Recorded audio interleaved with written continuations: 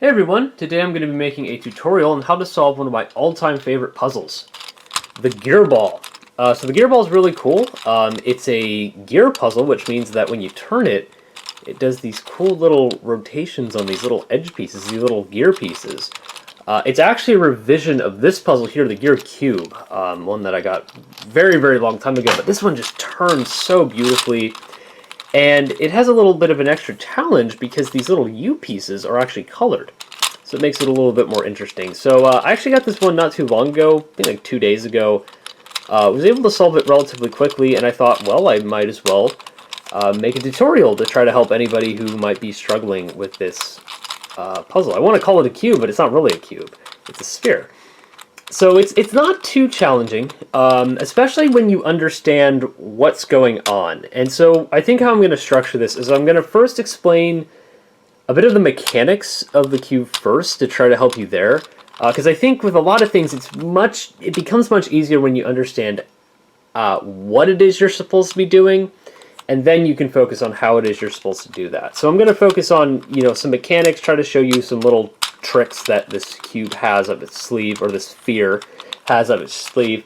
Then I'll be listing off the steps that I usually take to solve this puzzle, and then actually going about showing you how I do those steps. So, the first thing to note that you might notice about the gear ball is when you turn it, you can only do 180-degree turns.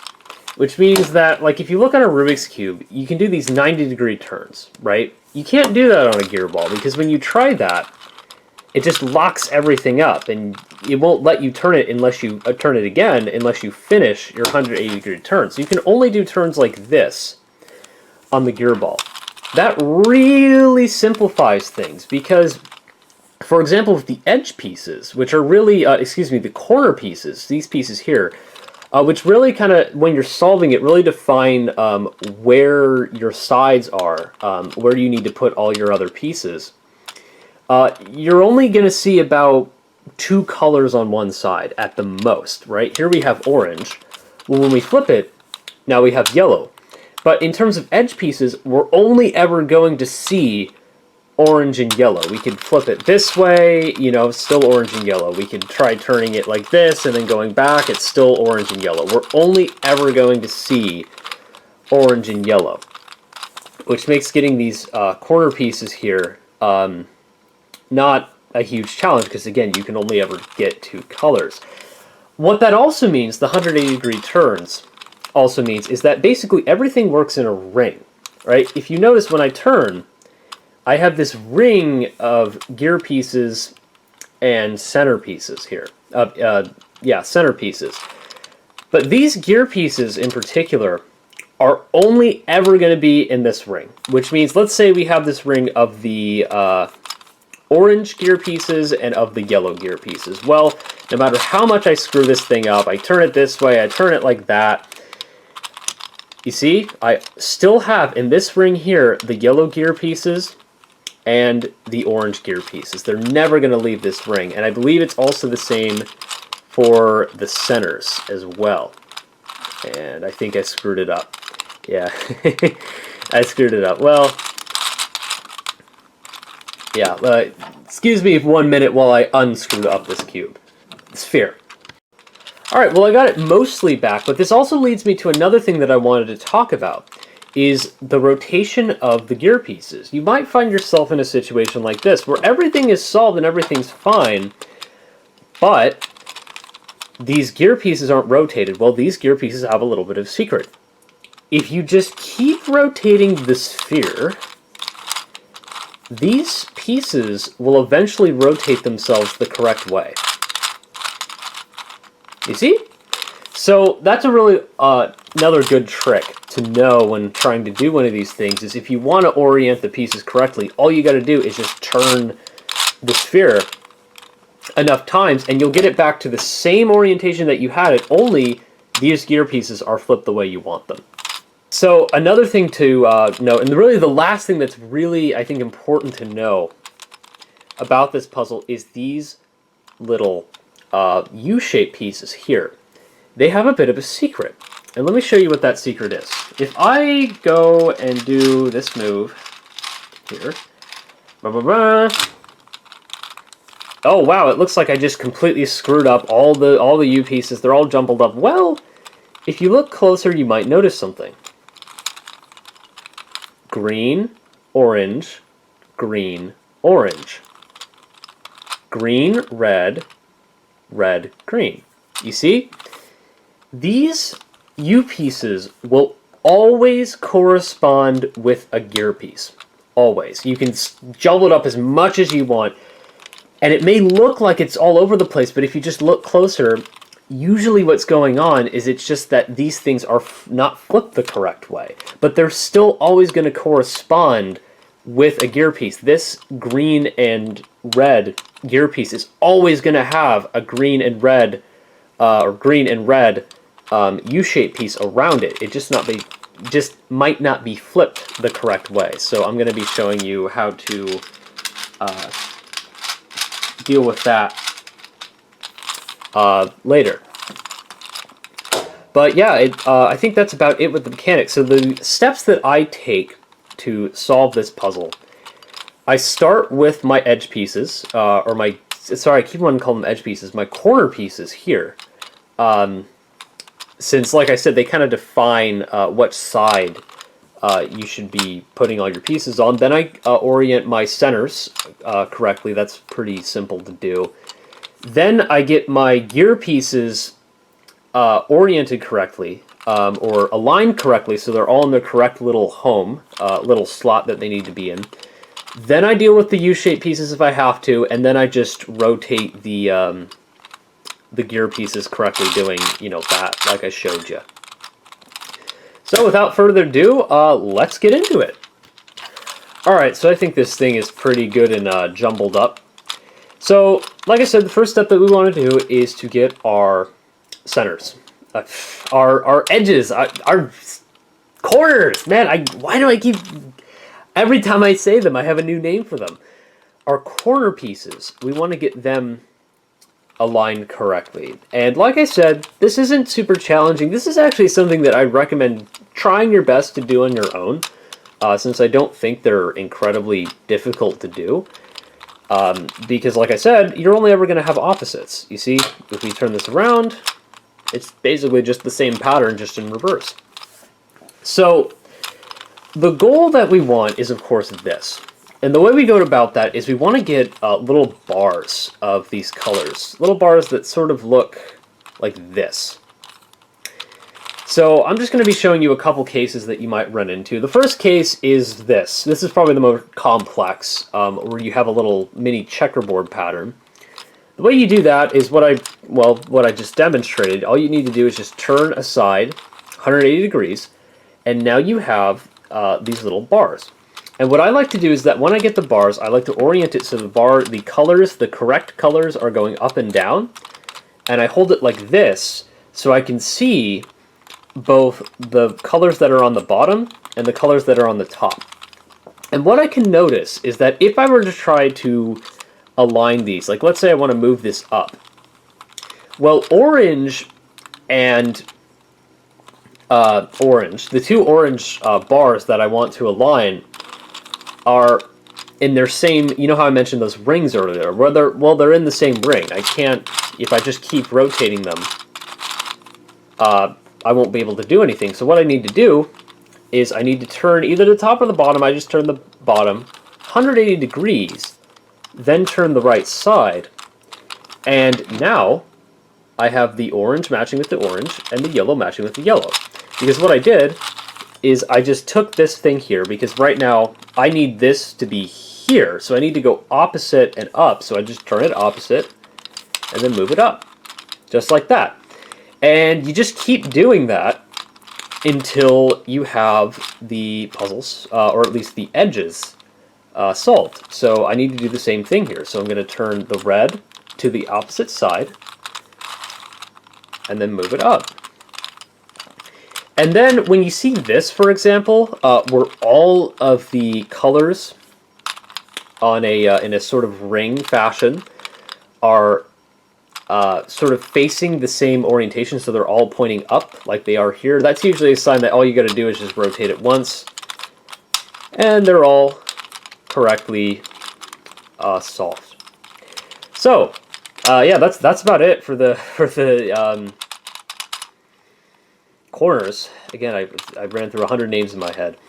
So now we can do the centers. The centers are very, very easy because they work about the same as these little gear pieces. When we want to orient them, we just need to rotate it. So we just need to find a ring of misaligned centers. Right here, for example, we have this nice ring of misaligned centers, and just hold it so it's just like this, so the ring is in front of you and it's going up and over, and just rotate the sphere until they're all aligned. And that's all there is to that. So now we can work on probably this and the these pieces here. This is probably the gear pieces are probably the more complicated step, and they're still not too hard. This is one of two steps that actually requires something you could really call a proper algorithm, but it's a very simple algorithm. There's only about 2 algorithms that I use, and they're both very, very simple, so you don't have to worry too much.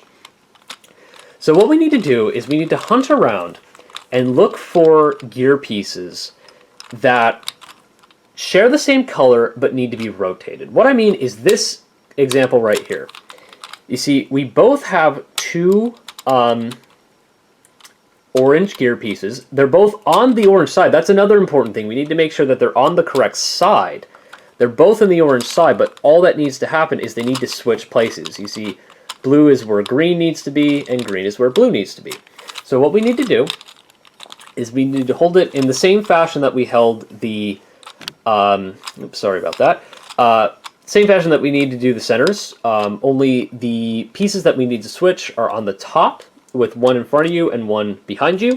And we do this algorithm. We turn the right side clockwise twice. We turn the top side clockwise once. We turn the right side clockwise twice again. And then turn the top clockwise once again. And as you can see, we now have our gears in the correct spot.